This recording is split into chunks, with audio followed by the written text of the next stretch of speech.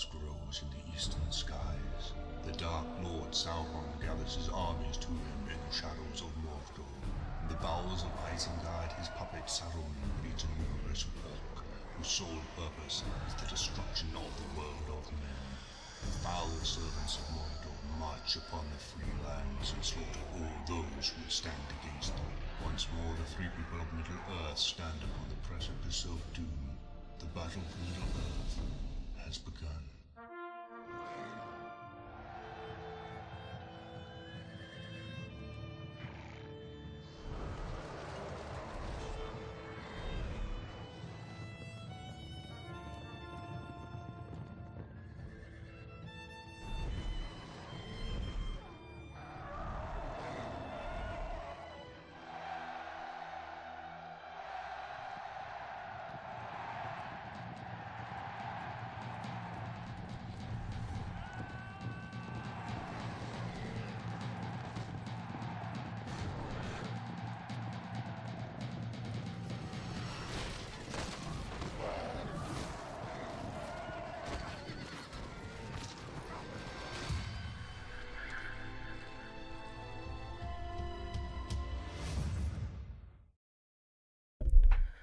My Gavanin, and well met indeed. My name is Runstag, and welcome to a new campaign series for Third Age Total War. So, here we are. Now, this is going to be the first, and I'm just going to adjust the volume a minute, because I haven't. Professionalism, as always. I'm going to adjust that if need be. 6 subtitles on, because some bits might have common subtitles. But yes, welcome to Christmas Eve, or not when I'm recording this, but when you're watching this, this will be Christmas Eve. So, Merry Christmas in advance for those, for tomorrow, of course. Now, in actual fact, I'm recording this on the 20th of December to throw the immersion off a bit. But here we are with a new campaign that I wanted to do, and I have done this once before on the channel. But as we're going through and doing a bit of a revamp, I thought, why not? Let's do this again, but let's do it a little bit differently and actually go on a bit further than last time. We sort of got to a point and that was it, where we could have gone a bit further. But so let's give it a go. So this is going to be the first of 5 episodes that you're going to see being released on Christmas Eve, Christmas Day, Boxing Day, New Year's Eve, and New Year's Day. So this is going to be, so you've got the Fellowship one today. Tomorrow will be the United States one, which will be for Christmas Day. Boxing Day will be the Jedi, the Force Unleashed. For the Star Wars games, marathon was starting off. And then on New Year's Eve, New Year's Day, you're going to see the first episode of the CK2 campaigns. One will be the Targaryen dynasty, and one will either be the Arryn or the Blackwater dynasty, depending on the poll at the moment. Because as I'm recording this, that poll is still kind of a bit neck and neck at the moment, so no one's really won yet, clearly. So yeah. But here we are with Third Age Total War. I hope you liked that little introduction. That's not something I did. That is entirely made by the modding team of Third Age Total War back in the days of old, in 2000, God knows what, 2010, 9, somewhere around then. I did play Third Age Total War probably when it came out. I remember watching it. I can't remember. I think I played as 3 peoples when this first came out, but that was a long time ago. And obviously I went on to play Moss submod and the Dax submod, and eventually, yeah. So, but obviously Third Age Total War, as for many people, was the first sort of Lord of the Rings Total War thing we ever had. It all began with this mod. So here we are. So we're going to play as Fellowship of the Ring, which is a campaign which has never made an appearance again in future mods for Third Age or Lord of the Rings. I think Romeo Master did something or other, didn't they? But I'm not really interested in that game at all, so I won't be following that. But if anyone else likes it, go for it. But the Fellowship campaign is a very script-heavy campaign, and with being able to, I am gifted with a fair bit of modding knowledge and experience, as I was a modding team member for Losing Total War, and I've done various bits of modding over the years, and watched it and listened to how the mechanics work, and done my own bit. And looking at the campaign script for Fellowship, it's very monstrous. And I can only imagine the pain and suffering it caused some developers when they were setting that up back in the development of this game, or this mod rather. I'm going to call it game all the time. I always call it game. I always call every time I look at this as I'm playing this game, I think of Third Age Total War as the actual game. I don't think of many will do. It's just so different. But anyway, let's jump in then, shall we? This video in honor of this first episode will be an hour and a half in length, which we go see if any of the settings need adjusting at all. No, fine. No, it's fine. So last time I played was in 2021. I think I still have the save file. Ignore those test things were stuff I was doing to make sure certain things that I've done work, hopefully. So yeah, May 26, 2021 is when we wrapped up our little run of this, and I thought I'd return to you now to do it again, because we're doing we're reformatting like the channel, so this will probably be called like the Fellowship or something, the Fellowship's Adventure or some such. So because we're reformatting, and if you notice with the Attila episode we started, that's now a reformat. So basically the title and episode and thumbnail's a bit different as well, which will be something I'll be moving forward with as time goes on. But yes, let's dive in then, shall we? I think we're pretty much ready to go. I don't think there's anything else need to adjust. Game settings out. Oh yes, that's fine. Yeah. Alright, I think we're pretty much good to go. There's a little cinematic that will play as we jump in. But yeah, now the Fellowship campaign, there's a lot of reading. So I'll read this bit out, but so yeah, prepare yourself for a fair bit of reading, but get comfortable, grab your favourite beverage, tasty beverage, grab something to eat, grab a bite to eat, and enjoy Christmas Eve as well before we jump into Christmas Day. For Christmas Eve, unfortunately, I am at work Christmas Eve, so when I upload this video, it'll be before I go to work. But yeah, I think most of the times I've had Christmas Eve off, if I remember correctly, but I haven't this time. But it doesn't really matter that much. I will still be able to enjoy Christmas Day and Boxing Day off, so that'd be nice. And the weekend I'm off afterwards as well. But unfortunately, my job involves me working on the busiest times of the year, apart from Christmas Day and Boxing Day, because basically how it works. If I also have Boxing Day off, I have to work on New Year's Day, which is fine for me. I don't really care. New Year's Eve, New Year's Day means nothing to me because I don't celebrate or go to London or any of that. My family tend to visit a lot on Boxing Day and Christmas Day, and I sort of like those days, the days to be free to meet my family and whatnot, and seeing and opening presents and having a wonderful Christmas dinner, which my mum makes for us every year, and it's just fantastic. It's one of the nicest. I'm sure everyone has their own mother that makes a wonderful Christmas dinner, or perhaps father or grandmother maybe. But my mum has always made Christmas dinner for forever, basically. And it's always wonderful to sit down and enjoy that. So I'm looking forward to that. But yes, I'll read through this little introductory message, which is essentially just telling basically about Frodo, but it all makes sense. So I'll read through this, then we should jump in, turn the device off. Strengths of the campaign, we start in the Shire, of course. Various mighty heroes accompany the Fellowship. The Fellowship isn't able to recruit any units, must rely on their allies and mercenaries as well. Yeah. The Frodo Baggins, a hobbit from the Shire, is the son of Drogo Baggins and Primula Brandybuck. At the age of 12, Frodo lost both his parents to the boating accident and was taken in by his maternal family, the Brandybuck clan. At 21, Frodo was adopted by Bilbo Baggins. During the next 12 years, Bilbo taught Frodo much of the Elvish language, and they often shared long walking trips together. Bilbo is celebrating his 111th birthday, on the same day that Frodo Baggins, his heir, is celebrating his 33rd birthday, his coming of age. At the birthday party, Bilbo disappears after his speech, to the surprise of all. Bilbo, in truth, departs from the Shire, the land of the hobbits, for what he calls a permanent holiday. I could do all of those. He leaves his remaining belongings, including his home, Bag End, and, after some persuasion by the wizard Gandalf, the ring he had found on his adventures, for which he used to make himself invisible. To Frodo. Gandalf warns Frodo to keep the ring secret and safe from others, and leaves on his own business. Over the next 17 years, Gandalf visits Frodo, staying briefly before going off again. Then one spring night, Gandalf arrives to alert Frodo to the darker aspects of the ring, which Bilbo had previously only used to make himself invisible. It is the One Ring of Sauron, the Dark Lord. Sauron forged the ring himself and used it to subdue and rule Middle-earth. In the War of the Last Alliance, Sauron was defeated by the Elven King Gil-galad and Elendil, High King of Gondor and Arnor. Though they themselves perished in the deed, the ring was cut off from Sauron by Isildur, son of Elendil. Sauron was thus overthrown, and he fled.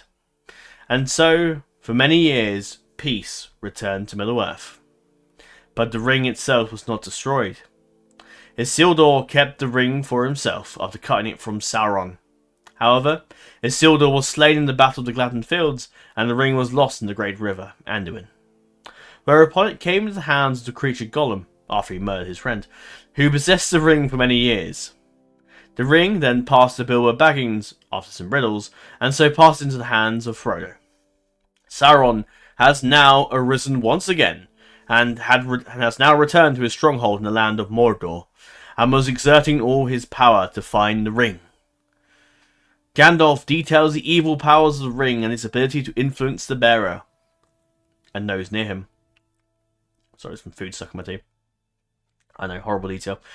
If it is worn for too long a time, Gandalf warns the ring is no longer safe in the Shire, because, after some investigation of his own, he has learned from Gollum himself that Gollum had gone to Mordor, where he was captured and was tortured and revealed to Sauron that a hobbit named Baggins from the Shire possesses the ring.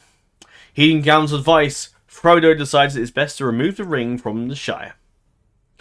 There's a bit more to that. Gollum, he gets captured by, Mordor, someone in Mordor. He captures from, basically elves are attacked in the Wooden Realm, and because essentially Aragorn captures Gollum, he takes him to Thranduil's halls, and then these, I think either might be the Nazgul or the Orcs, something happens, an attack is done at Thranduil's halls, and Gollum is then taken. And taken to Mordor, where he's tortured, and eventually given up the two names, Baggins, Shire.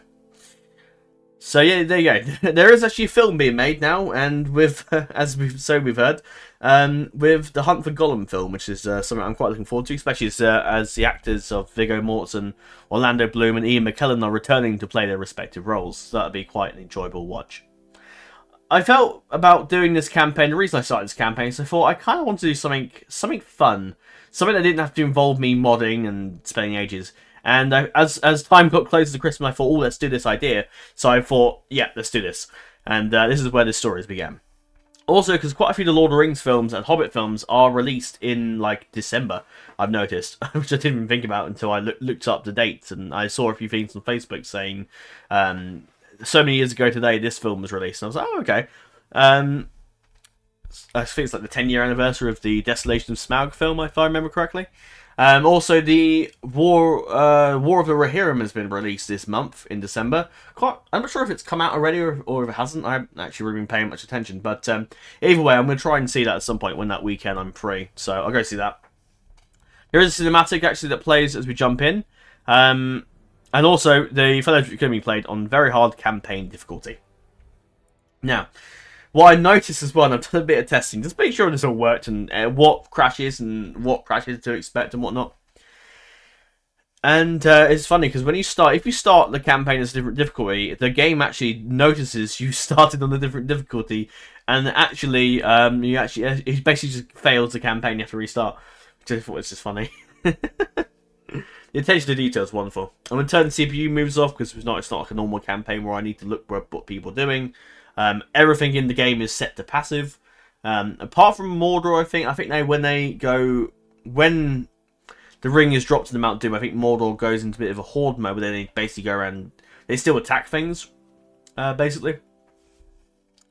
But anyway, let's jump in, shall we?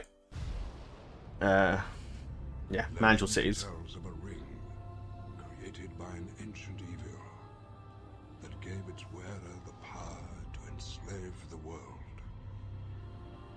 Lost for centuries. It has now been found. This is the One Ring, forged by the Dark Lord Sauron. But it cannot stay in the Shire. No. Yes, I do. Travel only by day. Stay off the road. It wants to live long. Nice. I was going to say, do I want to manage all cities? But yes, I do. Even though we can't build anything, so it doesn't really matter. But yeah, whatever. Yeah, nice little cinematic there. I'm not bothered about music, like copyright music or copyright cinematography. I don't care. I'm probably gonna get demonetized for this video, but I don't really care. I'm in it for a laugh and for fun, and I just want to. And I think the last campaign I did for the Fellowship, I didn't show any of like the cinematics or anything like that. And I didn't show any of like the cinematics. Didn't show any of. I didn't read everything, which was sort of a bit of a disservice, really, to all the modders that have spent so much time putting this work in. I might turn the music off actually because I can't really hear anything. Well, I can, but I don't know if you can. I'd like for you guys to actually hear. What's that like? Is that too loud or is that?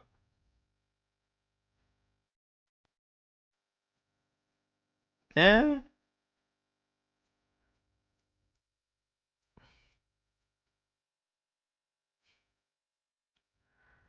Yeah, that's fine. I mean, if it's too loud, I can turn it down on my end, but I'll keep an eye on my. I was like concerned that because I hate it when I watch YouTubers and they and they have music and audio that's too loud on their own microphone. I can't hear them. And if you're watching Jedi 7000 Nathan, your videos, I understand it's because of your microphone, but I know your own reasons are fair enough as to why you don't want to buy the microphone, because fair enough, it's not exactly cheap, especially you want to get a good one. But configure your OBS settings and or whatever you're used to record, and make sure your voice is louder than the audio, because it's just really annoying. Yeah, it's definitely something I'd recommend doing. For anyone that's starting YouTube in about to be 2025, always make sure the audio of the game is still loud, but loud to the point where you can hear yourself clearly.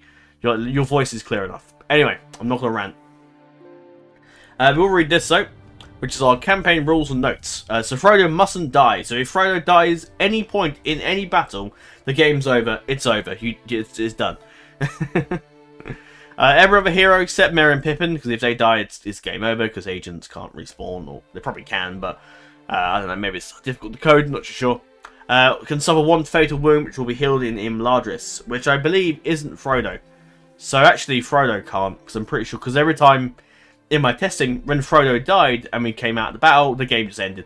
So, if Aragorn suffers his second fatal wound, the campaign's lost.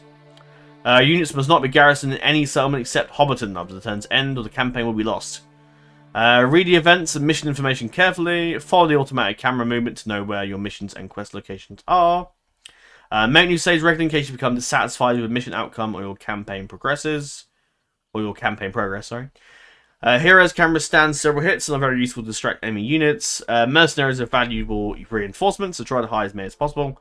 Missions of the Council of Nobles are important and have to be ignored. So don't worry about that unless they give you money. It's free. Also, one other thing I did when I first played this, I actually gave myself a load of money because I thought, oh, I won't worry about the economy. But actually, it made it too easy for me. So I'm not going to do that.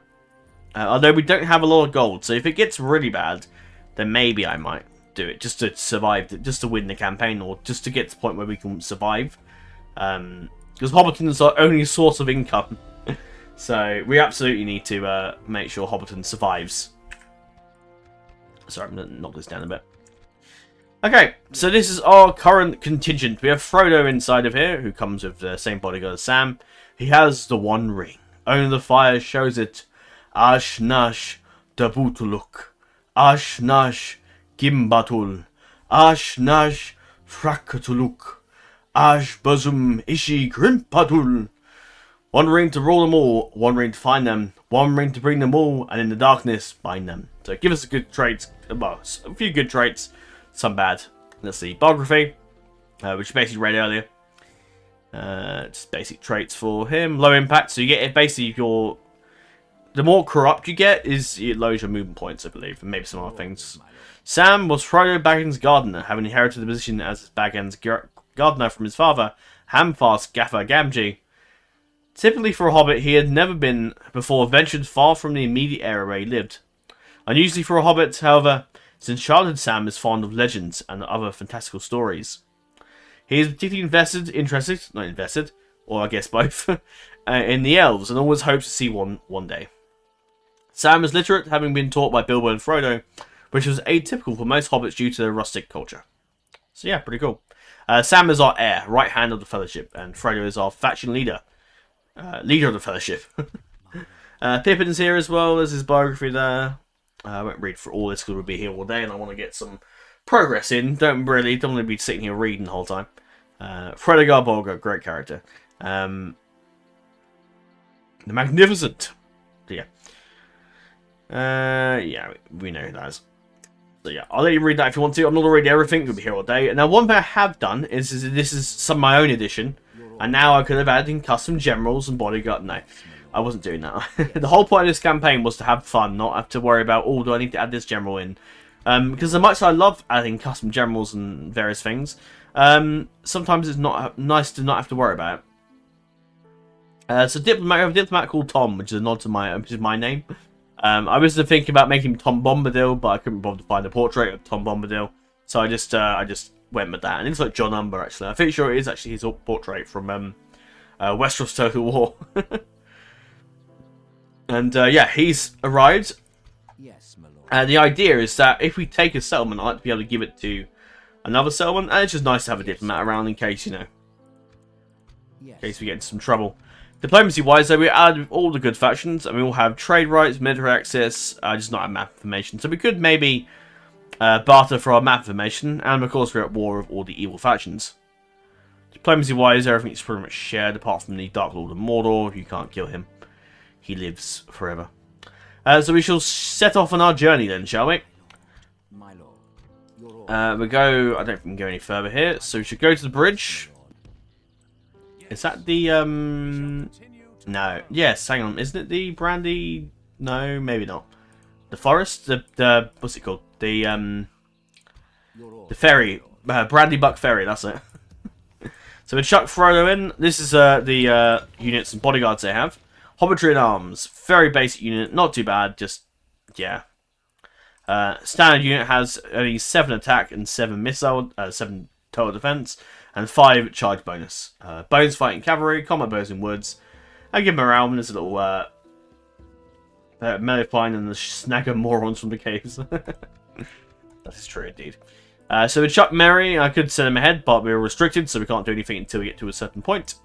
So we chuck them all together with Frodo and Pippin. Yes, my lord. And we shall set on our journey. My lord. My lord speaks highly of you. That I'll leave as normal for now. It doesn't make any difference. It says we can destroy this, which gives us some money, but when it's finished, but it doesn't.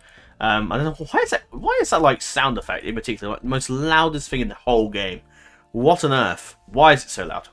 I don't understand. Anyway, we crack on. Turn times are extremely quick, and you will hear that nostalgic Third Age Total War scene, the sound effect that you hear when you end a turn, which Dak sadly has taken away from us.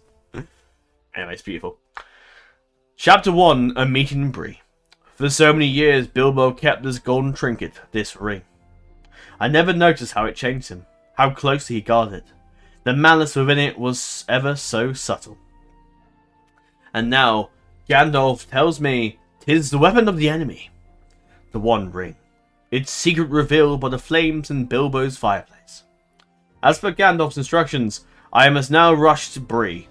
By unmarked paths, for the servants of the Dark Lord watch all roads. Gandalf is the wisest person I know, yet never before did see him so distraught. It unnerved me. At least my friends Sam, Merry and Pippin are here to ease my fears, but I wonder if their loyalty will leave them better for it. This ring has the power to corrupt the kindness of hearts and darken the greatest of minds. Not even Gandalf dares to wield it. And I dread what fate it may weave for us. Right, so basically we head to Bree, which we're about a tile away. Relations-wise, don't worry about that, but that's just our... so, I guess it's interesting, but the Orcs and Misty Mountains have a bigger military. The financial production is Rune, interestingly enough. And production is Mordor, population is Gondor. Mordor has loads of production because it's such a massive kingdom. Or nation, I suppose. Now, I have only ever, like, watched the... I can get more men, but it doesn't work like that. Hopefully that guy doesn't get in the way. Now, I have only but I've only watched the films. I've not watched the books. I've still not actually watched the extended edition for Lord of the Rings. I plan to. It's going to happen at some point. Next year, I will watch that and the Hobbit as well. Who are you? I'm frightened. Yes. I know what hunts you. It's just me, but I can only hear it in one of my earphones. It might be because some of the audio was done, but yeah, it's odd. Travelling along untrodden forest paths through bushes and ferns, we finally reached the township of Bree. Many seasons have passed by since I was last here, and the locals have grown suspicious and weary. Everyone seems to be afraid of shadows and strange folk moving about the land. Gandalf said he would meet us at the Inn of the Prancing Pony, and it wasn't long before we found our way to the right place. I felt relieved that he would soon be with us again. This ring I carried on my person, even though tucked away in my inner pocket, made me feel exposed and marked. I yearned for the sense of safety that Gandalf's presence created.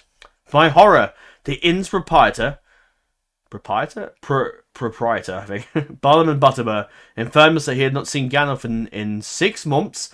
Yes. Also, somehow, as I found out only a few days ago, the actor who played Bartleman Butterbur, I can't actually remember his name. He actually died not too long ago, which is quite a sad thing to hear.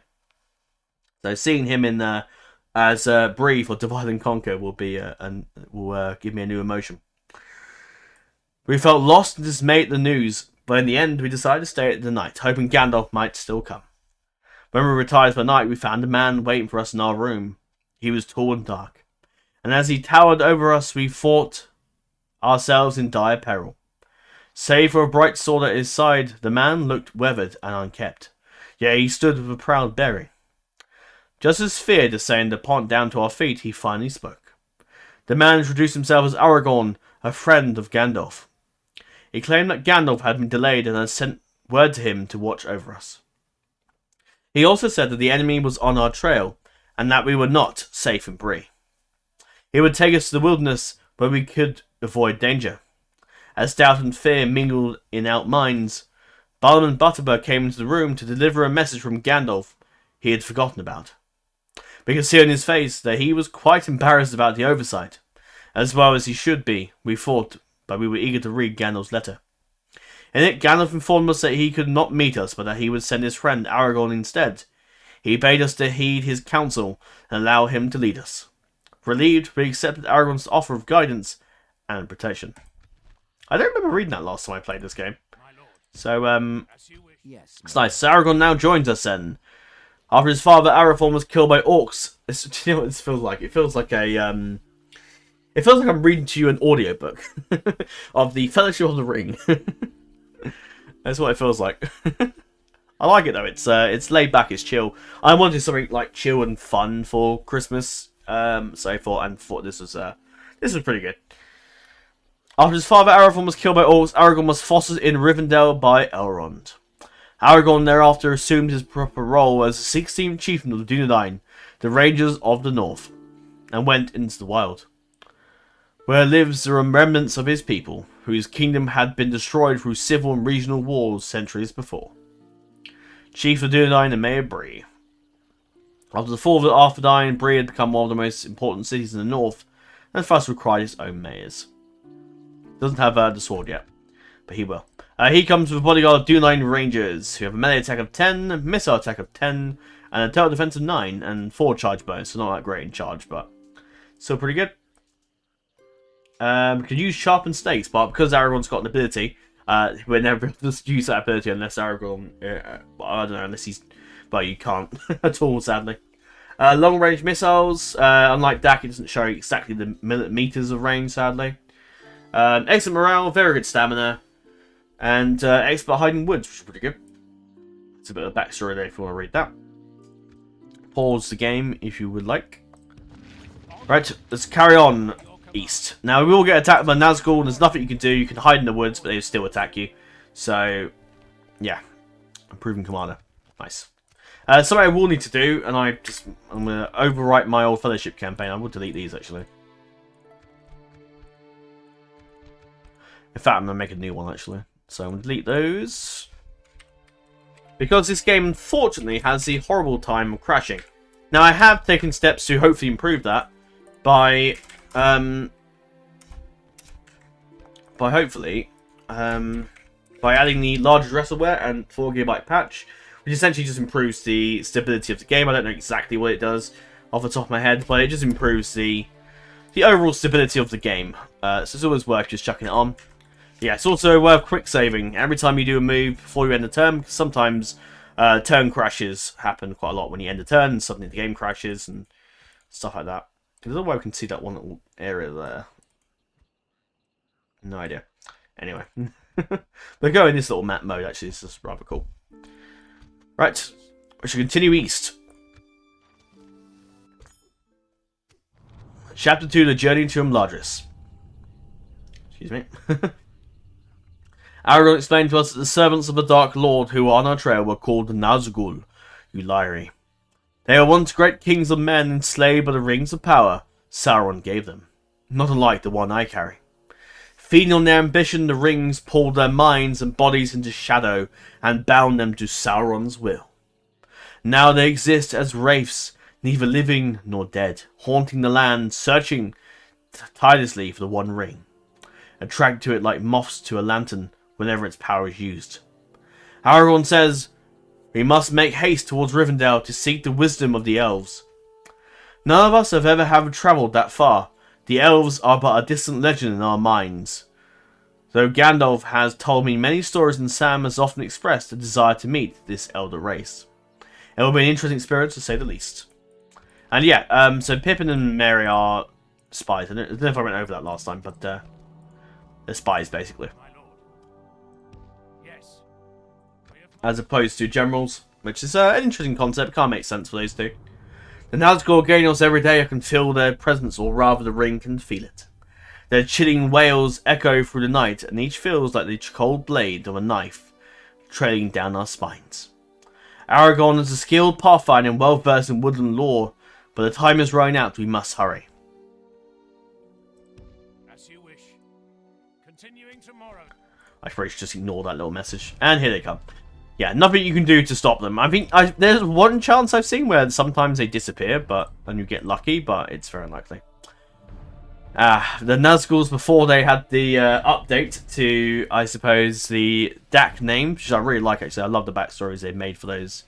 Because the Nazgul names in earlier Third Age Total War mods were based on a Lord of the Rings role-playing game. I can't remember the name of it. It's such a distant thing. It's a very old role-playing game, and the Middle-earth role-playing game, I think it was called, something like that. And that's where they got the names of Nazguls from, the ones that weren't called the Witch King or Camord Eastling, because those two were named, but the others were never named, other than that they were kings of men and that had fallen to Sauron. Now they are pretty good units. They have an attack of 35, defense of 26. So unlike DAC, they in Third Age had their own unit, which is actually pretty cool. But I have seen that they are doing, in AGO anyway, they're doing like custom bodyguards for each Nazgul, I think, which is pretty cool. Although I think I've only seen the ones for Dog Guldur, but I think they're going to do some for Mordor, I think. I'd imagine they will anyway, makes sense. But yeah, this is going to be interesting. So Frodo cannot die, because if Frodo dies, that's that. We have to restart. But it won't run us to restart the save. But we've got 11 of them to kill, so let's make those shots count. I like the fact you can auto-resolve as well, so I suppose if it gets pretty bad, you can auto-resolve. And there are speeches before the battle, so I'll see if there's one for that Frodo will give us. Should be rather funny. I do love Third Age though. Such a good game. It's classic and old, but it's just amazing. I adore it. It's a very, it has a good place in my heart. Is he gonna talk? Ah. To battle, lads. Was I? I think it depends on how good of a command they are, because if they're really low command, they have very basic speeches. But there's Sam there looking proud. And there's not Aragorn, but he's there somewhere. I'm not sorry if you have the units though. The 2-line range is looking pretty good. I know you can look at them and think, yeah, that looks pretty 2006 or 2009, 2010, but it is good. I'm happy. I like it. I think it's good. So there you go. So Frodo, Horadric in arms. There he is, looking, smashing, dashing. Yeah. He's got his Sting there by his side. And there's Sam there, we just saw him earlier. And there's Aragorn there, looking resolute and stalwart in his procedure. I know the models and stuff have been updated for Dax, so they're not like this. But you can tell it's a very old mob by looking at that, can't you? Right, we need to start shooting immediately. Aragorn's range is so good, look at that. That's just fantastic. Make every shot you can count, and I'm going to put him in skirmish mode. Right, Frodo, I'm going to try and keep him back.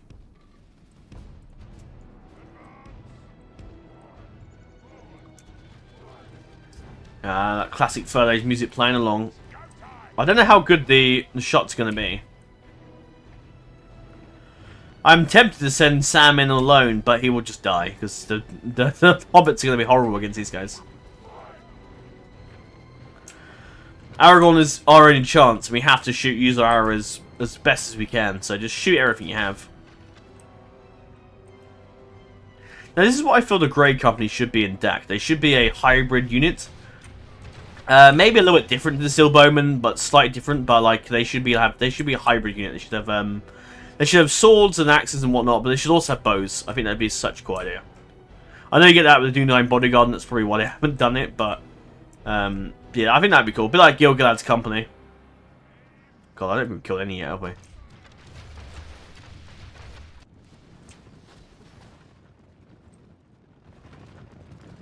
Oh! Oh, okay. I thought they were backing off, but no. Keep shooting, lads. Give them everything you got. Come on. Bring down those buggers. They keep getting stuck and just stopping. Which is the stun, I think. We don't really do that. That's good, but only raises our morale and rallies the routing troops, which doesn't really do a lot. Right, Aragorn's gone. See you later, guys. Right, send him in.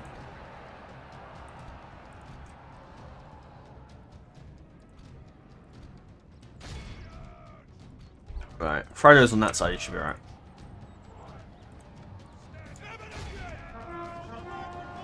Go on, Aragorn, get them. The peasants. That's not right. The hobbits are coming. Here they come. Right, nice. Go on, Frodo. Go on. Give him what for. Go on. Still 11 alive.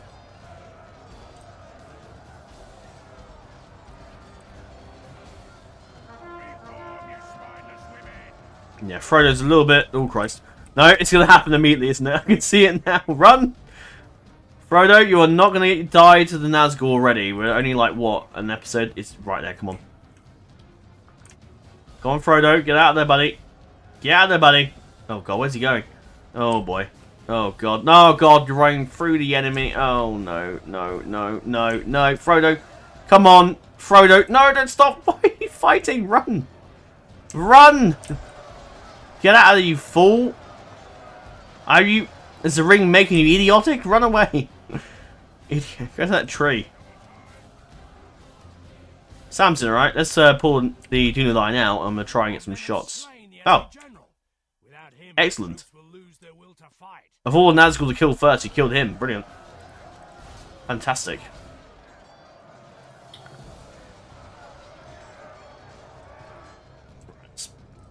The hobbits are doing well. I thought they would have gone down like almost immediately, but I think it's the hit points. Aragorn, what you know?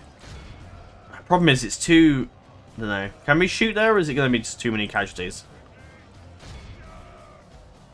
No, tell you what. What I'll do, I'll pull... Oh, crap. Sam died to me! For God's sake. Hopefully that wasn't friendly fire, but... Right, we may as well just let his units do what they want to do. Fight to the death. Alright, Frodo, run away. The enemy are badly bloodied. They have lost half their Just shoot. Just shoot.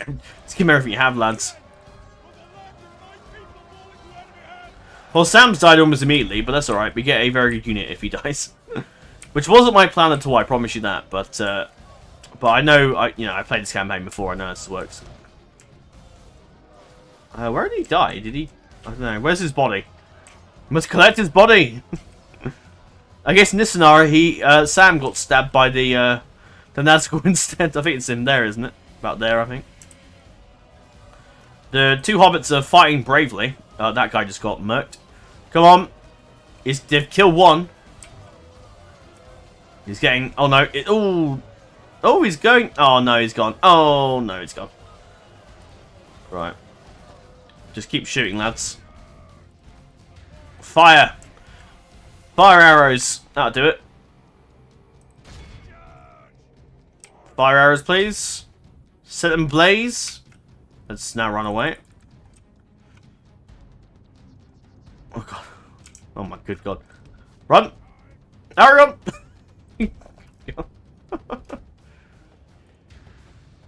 Right.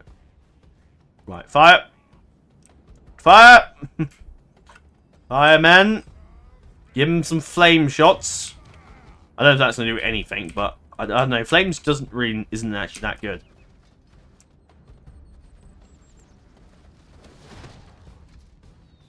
That's done nothing. Absolutely nothing. Run away! Run away! It's like a Monty Python scene, isn't it? I fear that some of you may not quite understand that reference. Right, you know what? Get up that hill. Just rain fire on them. Yeah, Frodo I've sent away because... You know, I mean, if Aragorn dies, Frodo's going to have to, you know, save the day. Pick your fate up. Fire! Fire! John! Hey, we caught one on fire. Nice, nice, nice. Right, run away. Run away! Right, go up the hill, please. Aragorn, bro. Oh, yeah, you're right. Lagging behind, but that's alright. Yeah, now we use of Aragorn's ability, we can use the fire arrows, which I think is actually probably better way to kill him.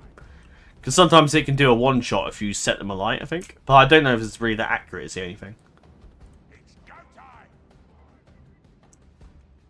Yeah.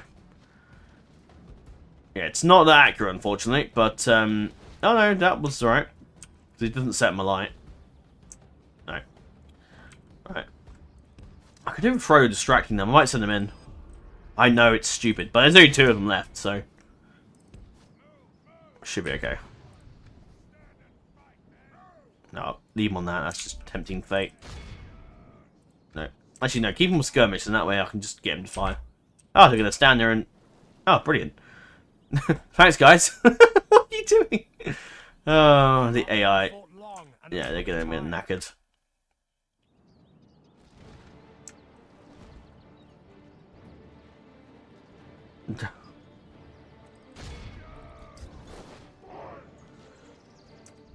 The staunch Dunedain Rangers fighting on.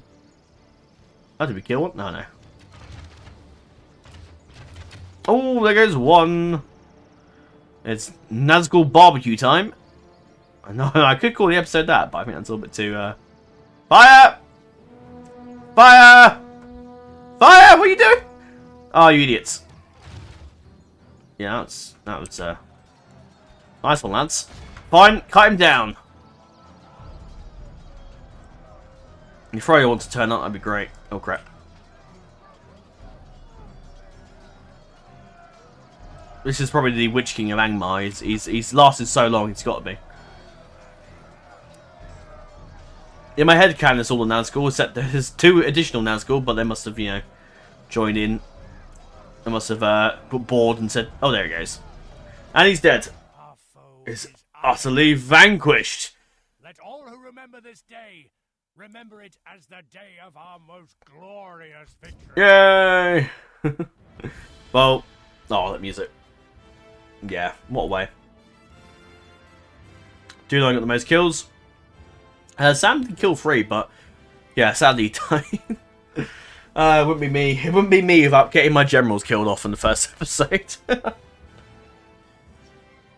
Hey, at least it's a respawnable general, right? But yeah, that music alone has just confirmed that there'll be no music, copyright music, no modernization in this video. Which I'm not bothered about, to be honest. I mean, you know, it's nice to make a bit of money now and again, but how can I adopt Sonya because he's dying? Yes, please, make your lunch. Oh, Nardris. Him, Lardris. This is one of the things about, and this problem is copyright thing, but the music is the copyright bit. It's not so much the videos, because that doesn't do anything. Unlike I'm re-uploading the images of the film, and there you go. But yeah. A member of the Fellowship has taken to him largely to be healed by the elves. However, he lost several of his acquired traits, and another fatal wound for the member could be his death. And also, one of the best things about losing the general is these guys, the Eldar archers, which look fantastic. They're very good. Melee attack of 11, missile attack of 12, 15 armor, pretty good, and 3 upkeep. Yes, my lord. Oh, beautiful. Absolutely fantastic. There's Elrond sitting inside with his Elderman Spearman and some of his Noratino warriors and Bo Quendi there. Sam will just wait for the others to show up. I don't think his bodyguard changed, does it? No, still the same. Gets a bit more experience though, and we have gained now a custom. I can't click on it, but we got a bodyguard. We got a Frodo's got Mordor armor, and Gollum's joined us. So interesting. Once corrupted, he was always near the One Ring. Yeah, it's my best Gollum impression.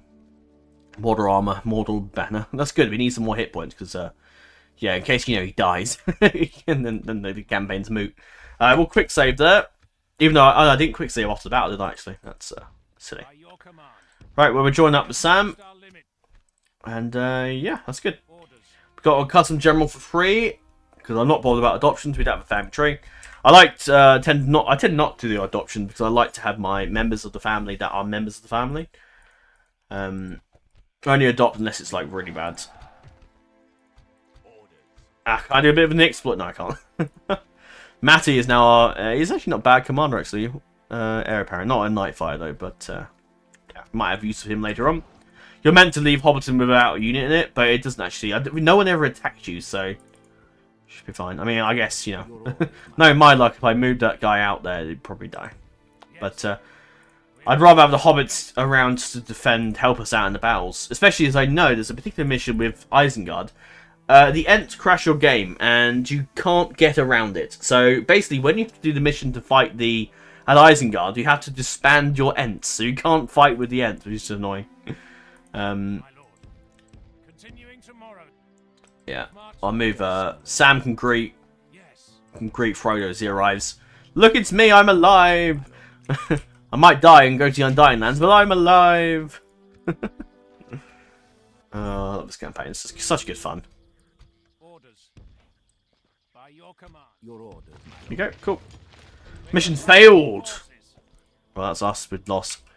Wages. Yeah, that's wages. I think is the general we've recruited, which is eesh.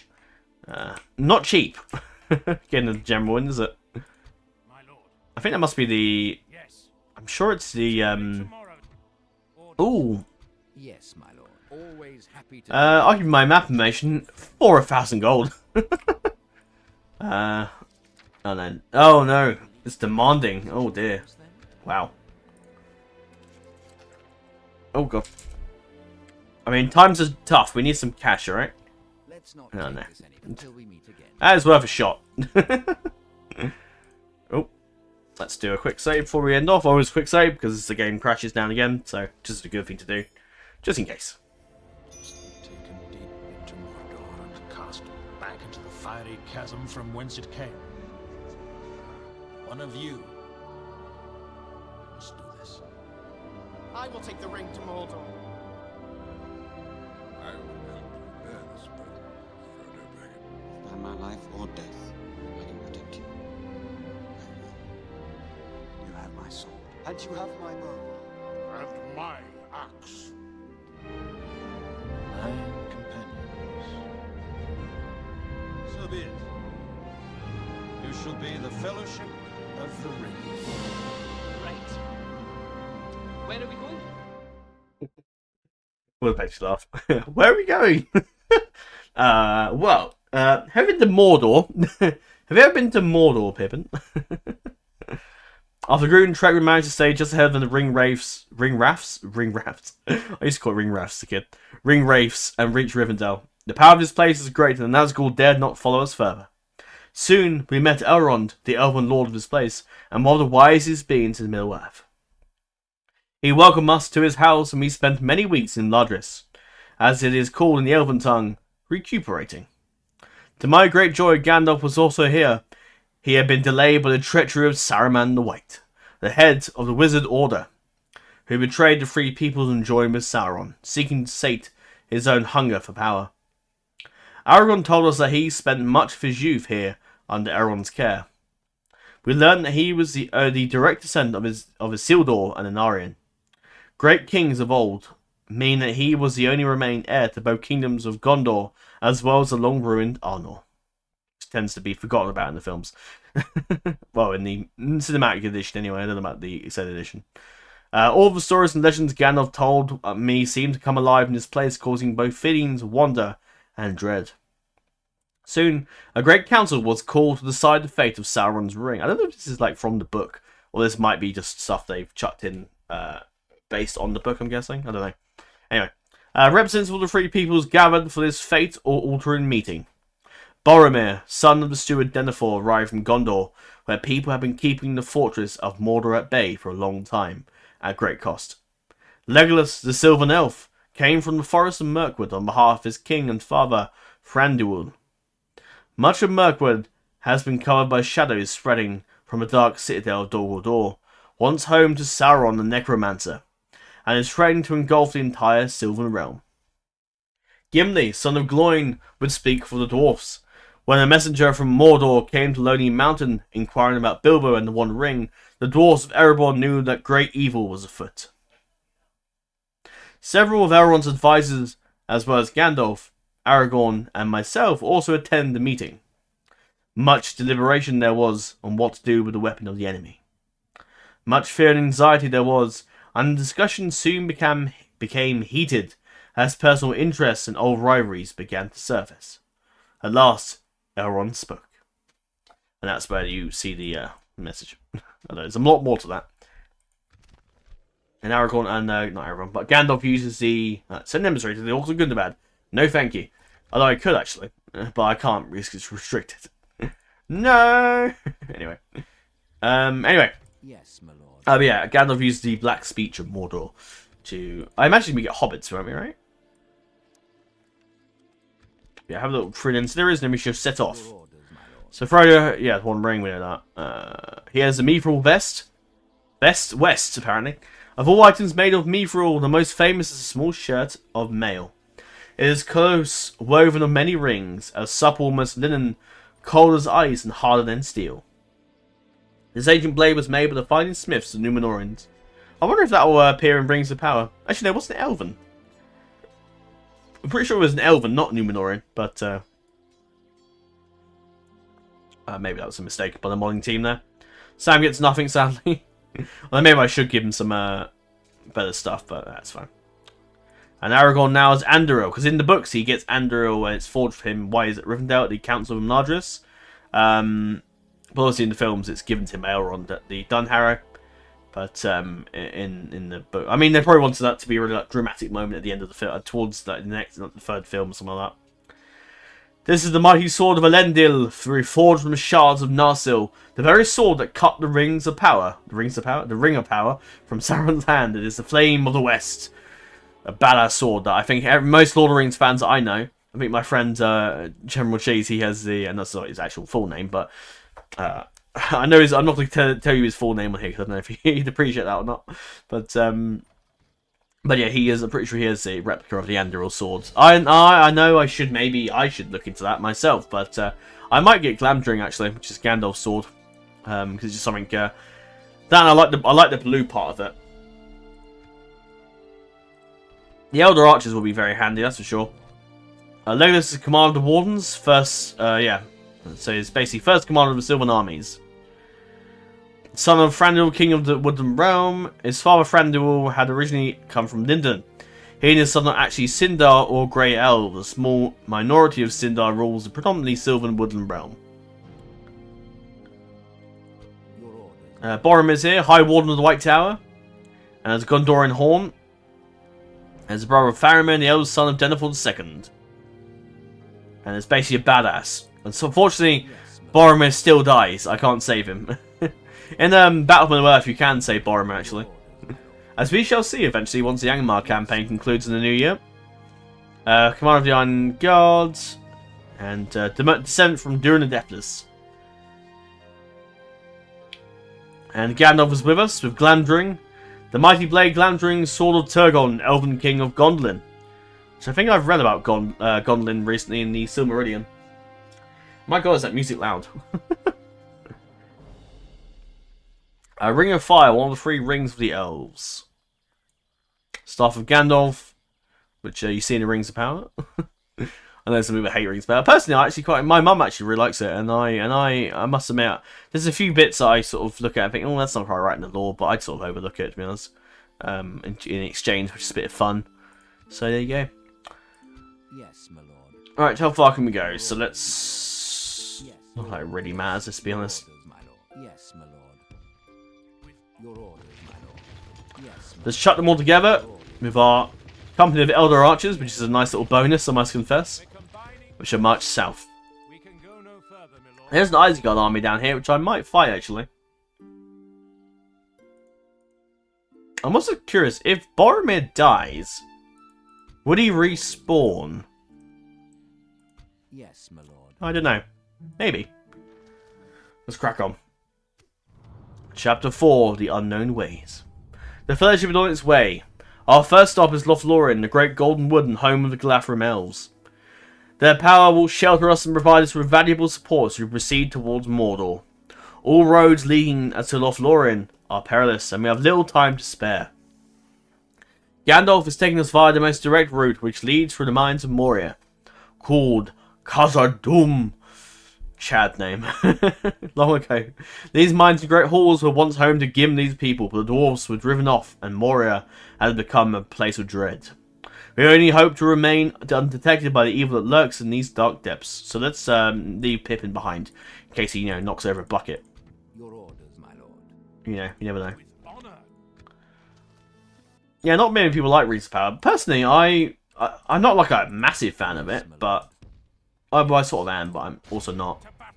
I like it, but I'm not like I'm not crazy for it. Because I do think there's things that I look at and think, oh, yeah, they really could have just done something better, really, or not done something better, but done, improved it. Your orders, my lord. As you command. No, you bugger off. Should we fight the Isengard army? I don't think I did last time, actually. I'm gonna stick you. Yeah, go on then. Yes, my lord. Just for a bit of practice. Howard runs away. What's he got? Some raiders. Oh, sorry, cannon fodder. That's what they are. Especially in the Third Age Total War. In DAC, they're a lot better, but in Third Age, they're rubbish. Should put an end to them.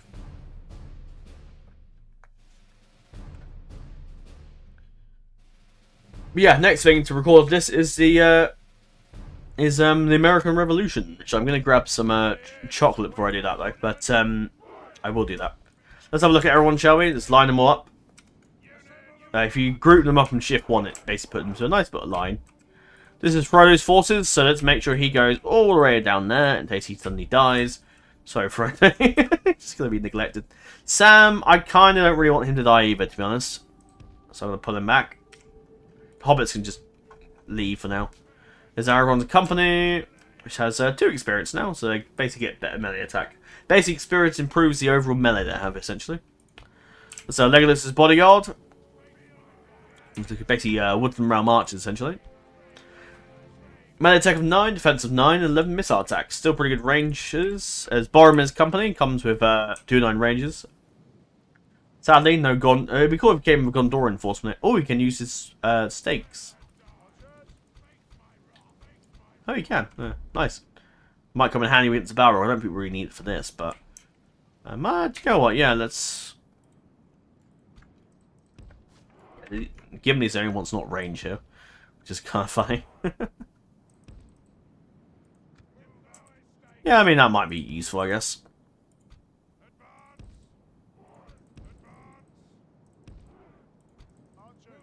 Oh, wow, there's so many of them. Good God. Let's Aragorn. Yeah. Gandalf also comes to do 9 Rangers, but there he is there, looking smashing. There's Boromir, and there's also finally the Eldar Archers. Not finally, but second to finally, the Eldar Archers looking fantastic. The banner of the High Elves, standing stalwart, I guess. Look at them looking damn good, don't they? God, what a unit! Yeah, amazing. All the High Elven units look so good. They look so nice. Like such a clean, and in DAC they look really better. But these guys look really nice. And there's Gimli's unit finally, the Gimli's bodyguard, and you see Gimli's slightly taller than the rest of the company, but we just have to overlook that. Gimli's bodyguard's pretty good. They're attack of 12 and defense of 23, so they're pretty good. Very good at getting combat and Balrog slaying. Legolas has an ability that is called Swiftness, so it basically stops time enemy armies, allows for a quick movement of own armies. This is quite good. It flames while raises morale, scares enemy units, and rallies routing troops. Boromir has nothing, sadly, and we've seen Aragorn's already. Oh, and Gimli's is Stubbornness of the Dwarves, so it locks morale, decreases fatigue, and rallies the routing troops, which is quite good. Let's see our lovely strong army before us. That's actually 3 units, actually. Oh no, it's no, they're just grouped together. They're getting absolutely shredded, though, aren't they? 12% has already died. Oh my god. Oh dear. Dunedain giving them what for? The elves as well giving them what for? And the stalwart high elven warriors of the Eldar giving them. Oh, wow, what unit! What a reward to get for getting your own general killed. It's almost as if the game wants you to get your armies killed.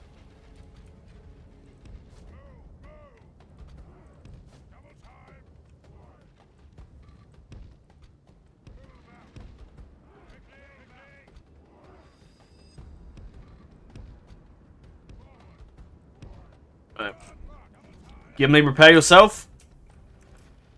You hold the stakes. What hope do they have against the power of the Fellowship of the Ring? And this is one of the reasons I love this campaign, because you get to play as like all the different. You get to like have a whole entourage of people together. I love that. Oh wow, they're coming for them. Give him what for, Gimli? Give him Ort Hubbub. Oh dear, it's not even funny, is it? Dear. Right, they can deal with them. I have full confidence in Gimli. The battle is very much in our favor. Victory will be ours. Oh, Aragorn's getting... Okay, these guys are going to have to fight in that case.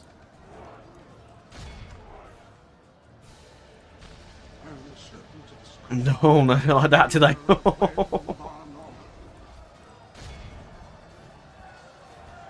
Right. Keep shooting, lads.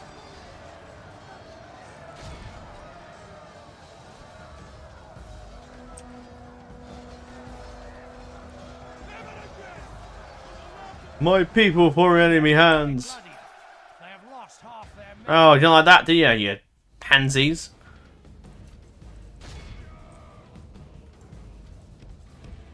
Right there. Actually, no, shoot them. I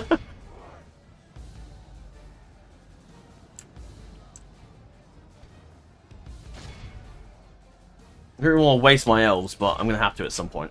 No, just charge them in. Chuck them all in.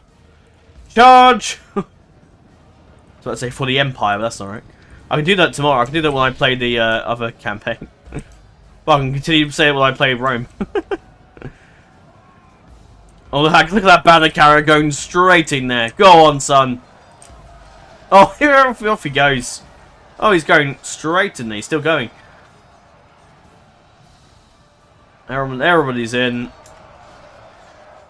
Oh, it's not looking good for you, is it? No more of those and that'll be over.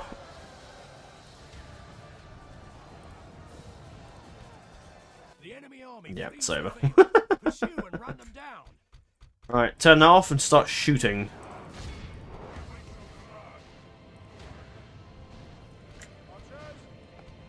Nope. Keep shooting, lads. Fire! Give him a volley. Oh, it's... Oh, dear. What hope in hell do they have against the power of the elves, the Dunedain, the dwarfs, the hobbits? Nothing at all. Is the other guys come back? Or are they just gone? Yeah, there you go. Yeah, victory is ours. Who got the most kills? Oh, 3 men lost. Oh wait, did we heal like loads? Actually, I don't think they died, didn't they? No, 3 of them lost. I mean, there's some mainly Gimli, I think. He did go head on, but he didn't only lost 3 men in that fight. Jesus. The Elder Archer 239 kills. Oh, god. Wow. 209, yeah, I think that's Aragorn's company, I think. And Gandalf and Boromir did the same. Gimli did 64 kills, which is good. 30 to Legolas, so not bad.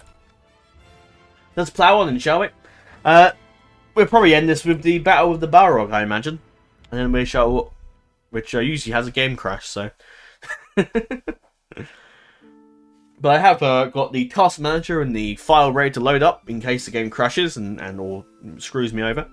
In such a way where I have to exit out of the game and it doesn't let me leave. Yeah, so my plan for this little series is not to fight everybody, but I would like to do at least... I'd like to kill the factions that we're at war with. All of them. And I won't go around capturing all the rebel settlements because I can't be bothered.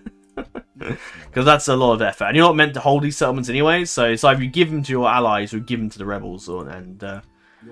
By extension, I suppose it's the free peoples, but yeah. Anyway, let's quick save in case the game crashes. You never know.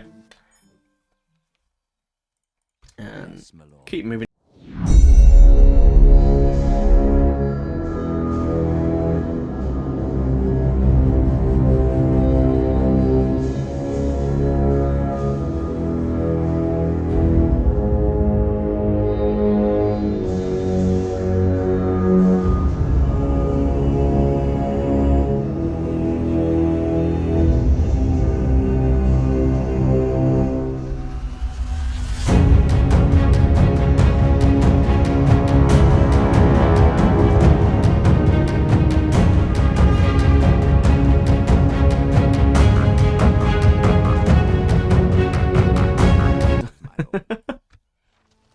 Losing a fair bit of money, aren't we? But not very much I can do about that, unfortunately. So maybe I might have to give myself some cash, because... Yes, my lord. Anyway. Oh, bugger. Moria.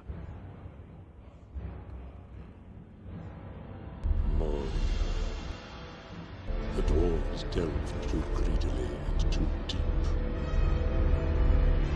You know what they awoke in the darkness of Khazad. Shadow. Oh, bugger.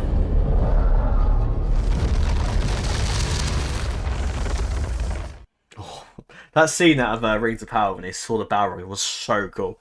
It's the most coolest thing I've ever seen in a while. Anyway. Navigating the pitch-black corridors of Moria with only the white light of Gandalf's staff to guide us, we eventually reached the Chamber of Nazgul, the room for keeping records and the resting place of Balin, the Lord of Moria, and Gimli's kinsman. And Oinori, you can't forget those two. From the records found, we learned that the fate of the dwarven expedition to Moria that was trapped and overrun by orcs. As we mourned the dwarves' misfortune, suddenly we could hear the pounding of drums in the corridor. Drums in the deep. Outside the chamber, our movement through the mines had not gone unnoticed. Quickly, we moved to bar the main doors with any debris we could find, for the multitude of screaming creatures on the other side soon burst through the barricade. The orcs of Moria were upon us, and we clashed with them in this very place, where the dwarves had made their last stand. The orcish attack was furious, and fear shook my heart, but in our group were some of the greatest warriors in Middle-earth, and our assailants soon found themselves outmatched. After a dozen of the vile creatures were cut down, the orcs retreated, but countless more were coming, and we knew we had mere seconds before they start their attack anew. With haste, we exited through the east door and started down the stairs. Gandalf attempted to place a shutting spell on the door, but he was repelled by some terrifying force on the other side. We ran towards the bridge of Khazad-dûm, pursued by something terrible. We could feel its heat on our own backs. The Balrog! Slay them!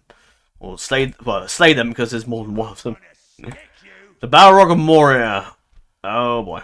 Now, compared to Dak, they're not actually as vicious as Dak.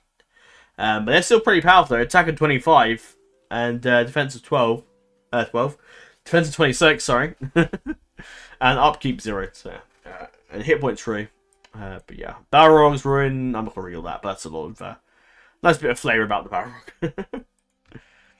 Alright, let's kick his ass. We can't actually, we're not in range, but we will in the next turn. Let's have at him. Come on then. Oh, the odds are really in our favour. It's surprising, really. The Balrog of Moria survived the defeat of Morgoth in the War of Wrath and escaped to hide beneath the Misty Mountains. For more than 5 millennia, the Balrog remained in its deep hiding place at the roots of the mountains in Khazad-dûm until it was resurrected. Resurrected? Well, I thought it just awoke. Was it resurrected? I assumed that the Balrog just awoke one day and said, "There, what the hell is this bloody banging up there? I live here. Sod off!" And some goblin infantry, but they'll be dead in about a matter of seconds, so don't worry about them. Right, let's save before we jump in case the game crashes about 1,000 times, and let's jump in. There's a massive goblin army outside there, but thankfully they move. But yeah, it'd be fun actually going through and playing this game after we've done like the ring stuff, because I like to be nice to fight some of these factions and give their lands over to Gondor or let them rebel.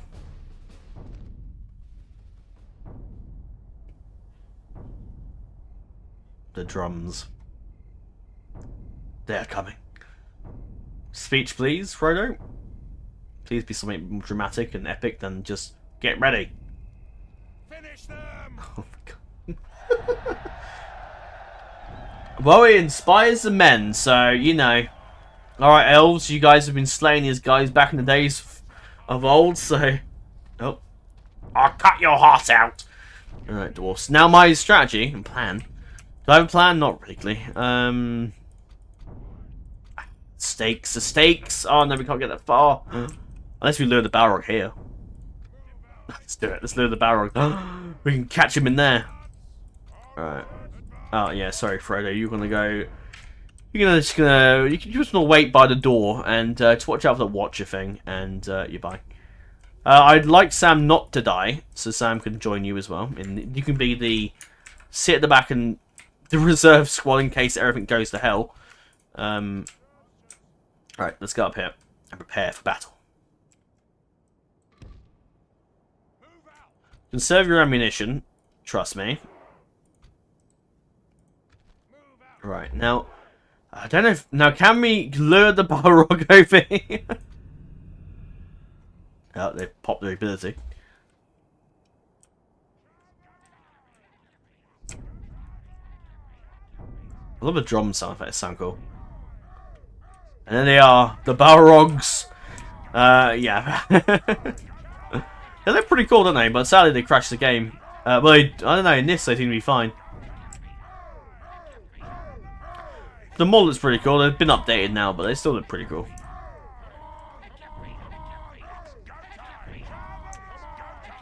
Alright, someone's obviously keen. I don't think they're going to come for us, so we're going to have to... Unless I lure them... I don't know, who's Legolas? Yes, I'm going to lure him out with Legolas. This is going to work. And I'm going to trap the Balrog here. Gimli's going to hold the stakes.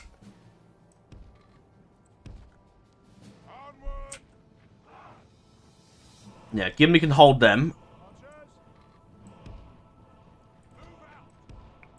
Yeah, because Legolas can run pretty fast.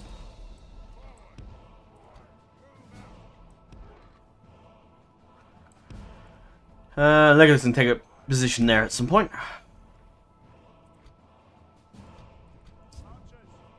Because Legolas has got his movement thing, he can run around. Right. This must be the, this is meant to be the chamber, I think? Maybe. Let's have a little look around while we're here. It's just the, Oh. This is the eastern side, because they've used that as a battle map. And then down we go. This must be the outside bit. This is like the eastern gate, I think, when you go into... Because I have done the Khazad-dûm expedition, so... I have no idea how this works. Sort of. What's this over here? Oh, it's an empty, empty space. Really cool, though. Good, you know, any modding work is always really just great.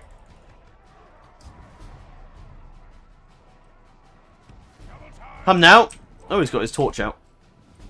Nice. Holy hell. Fire! You're gonna let yourselves get shot at, are you, you pansies? Come on! Take the bait! Take the bait!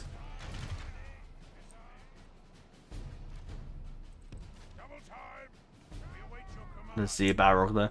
So the Balrog is represented by this little general guy here. There he is. He is a general because the Balrog they can't make Balrog general models, which is a shame. But yeah, I think it's because they're either too big or something like that. I think. Right, need to be careful here. Oh shit! No, not coming. Let's see up. Yes, they are. Run! Run! Run! Run, Legolas! Go, go, go, go, go, go. Oh my god. Here they come. Go, go, go, go, go. Oh my god. Oh my god. Oh my god. Right, I don't know. Right, throw Legolas over here quick. Go, go, go, go, go. Go, go, go. No! Legolas! Run! Legolas! Damn it. Right, it's time. Oh, guys, you aren't firing. Why aren't you firing? Ah, you fools. Okay, that went poorly because they've just attacked us immediately. Well, that wasn't according to plan at all. Right, attack!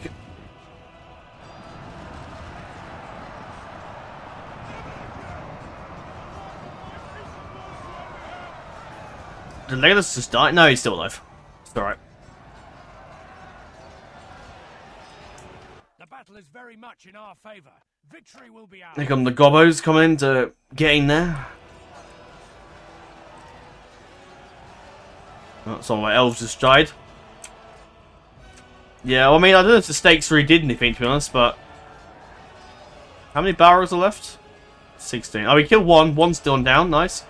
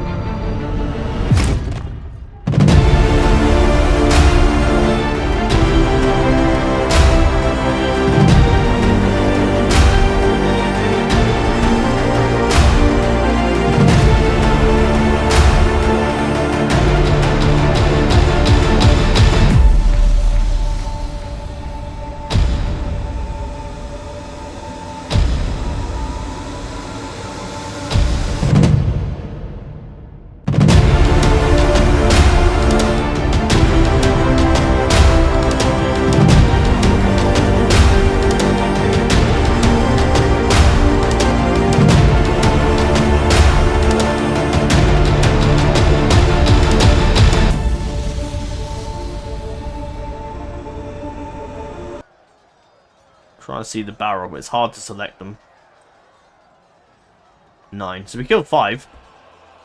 That's pretty good. Actually, more than that. 5. 6. We killed 6 of them, which is pretty good. Or was it 7? Either way, they're dying, doesn't matter. Wielder of the Flame of Arnor. Is it Arnor or Arnor? I don't know. I always call it Arnor, I guess. Oh. They're dying.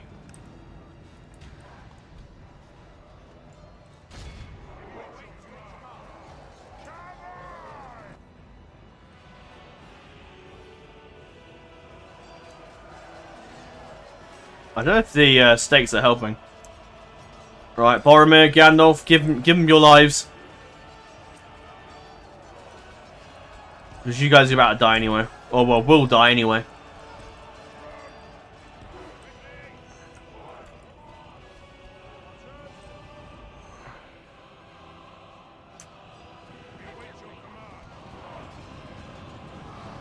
Oh, wow.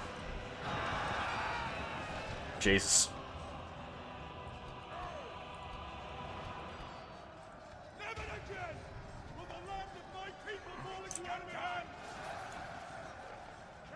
Oh my god, they're so fearsome. Oh, that's the wrong button. I pressed Windows for some reason. Oh god. If it doesn't crash my game. God, I'm not quite dying enough.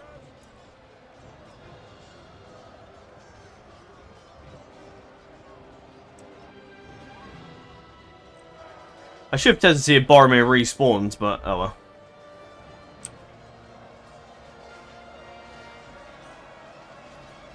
Christ, so many of them are still alive. I'm about to pull back. I'm going to pull back. The enemy are badly bloodied. They have lost half their men. Right, we're going to lose too many men if we just die. Oh my god, they're pursuing us. Oh no. Get out of there, guys! Get your men out of there! We're too strong. Well, they're not too strong. We are beating the crap out of them. There's just too many. We just need to fall back.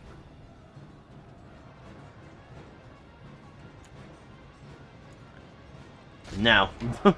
Now we spring a trap. We've let them push themselves out and they've made themselves more slightly... I don't know, I guess. A lot of vicious buggers, aren't they? Oh, there we go. It's like it's one.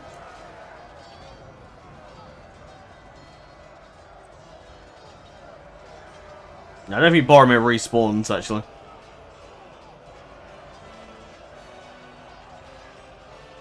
Oh, there's one down, one left to go. There's one left.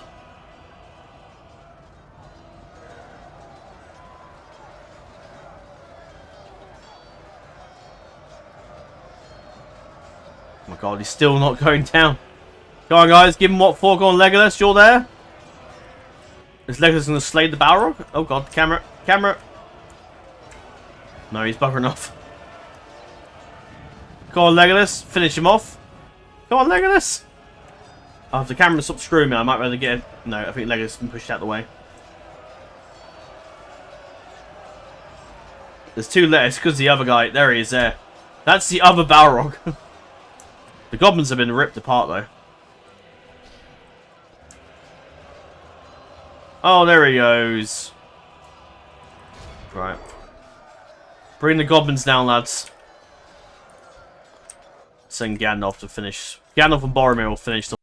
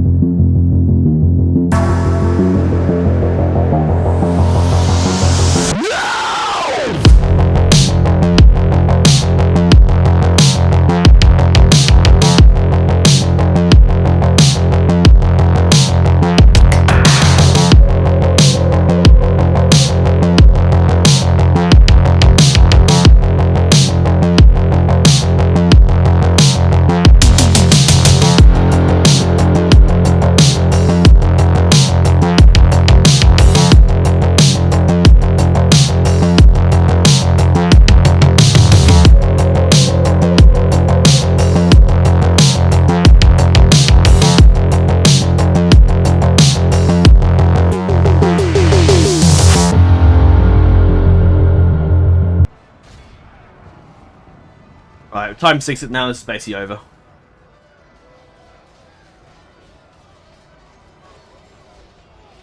Well, Gandalf's going in. He's going in for the kill. Go on, Gandalf. Go on, son. Go on.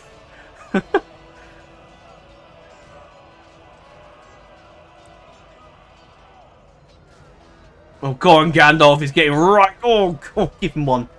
Go on, Gandalf. Go on, Gandalf. He's going right for him, isn't he? Go on, Gandalf. This is cinema. This is. It's taking a while though. It's got a load of hit points, isn't it? There you go. I think that was Gandalf. We're gonna say it was Gandalf. You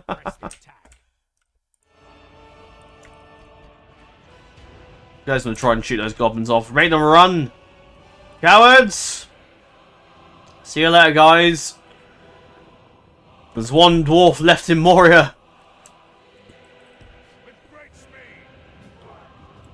Come on then! My city! That's over. Right, it's over. Victory is ours. What a battle.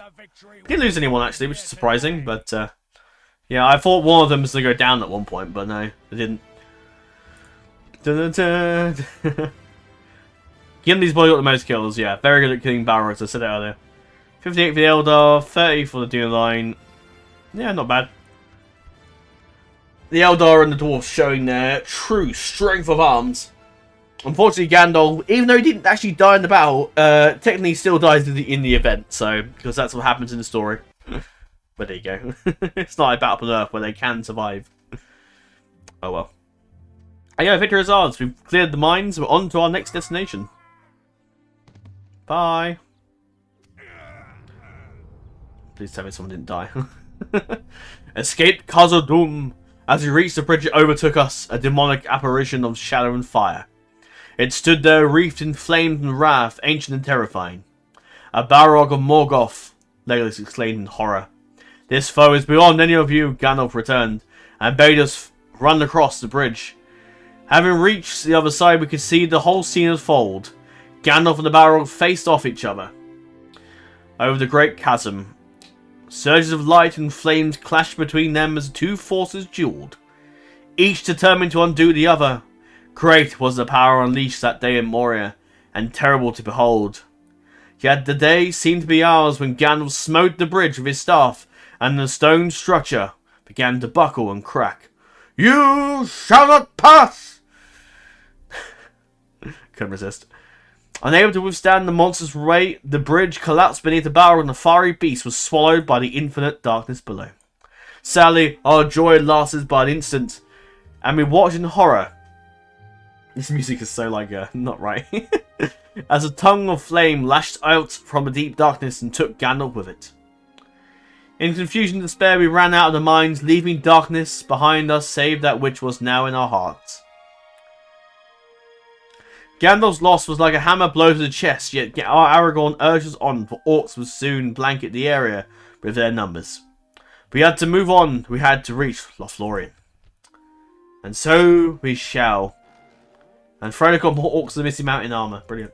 Yes, my lord. What's that look like anyway? Nice.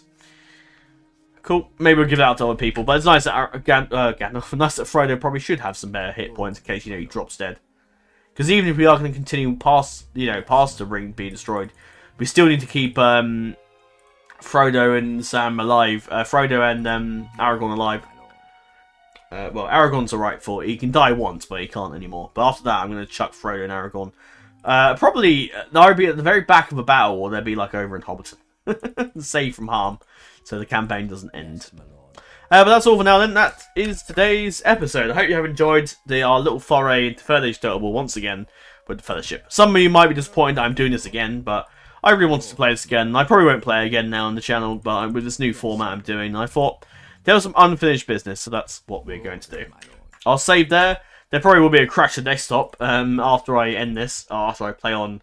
Well, what I will do is I'll end the episode. Well, I may as well save now and just. No, it didn't crash. Oh, okay. Maybe all that. Maybe the game's forgiven me.